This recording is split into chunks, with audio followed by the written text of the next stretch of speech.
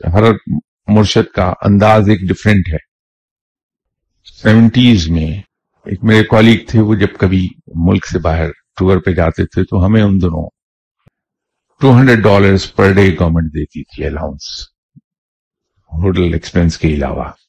और वो हम लोग गए हफ्ते 10 दिन के लिए, अलाउंसेस, उसमें खाना पीना भी है हमारा, बच्चों की शॉपिंग भी करके आते हैं। तो वो गरीब अल्लाह उसका भला करे। भुट्टो साहब जो सिगार पिया करते थे वो क्यूबा का था, और उस वक्त ये कहा जाता था कि उस सिगार की कीमत $100 है। तो आमतौर पर बेचारे अपने अलाउंस में से 1 या 2 सिगार मेरे लिए ले आते थे।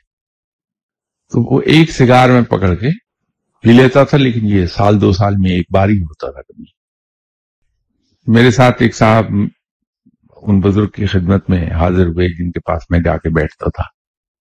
मुझसे उन्होंने फरमाइश की कि ले जाओ, जहां तुम जाके बैठते हो मैं भी जाऊंगा, आ जाइए। हम गए तो वो बड़े शाह साहब ये देख के कि मेरा मेहमान है, उसकी बड़ी औभगत की, इज्जत से बिठाया।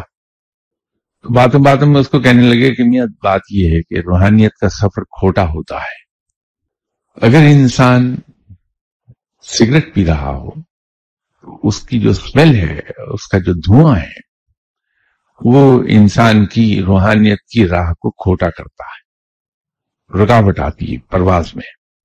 तो कुछ लोग ये समझते हैं कि सिगरेट की स्मेल बुरी है, लेकिन सिगार की स्मेल बड़ी खूबसूरत होती है, बड़ी प्यारी होती है।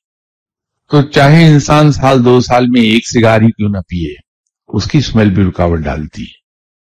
वो कहा उन्होंने मेरे साथी को था जिसको मैं लेके गया था, मैं समझ गया कि वो कहा मुझे जा रहा है। तो उसके बाद जब कभी वो साथी मेरे सिगार लेके आए, मैंने उसी तरह लोगों में बांट दिए। एक अंदाज मुर्शद का ये भी था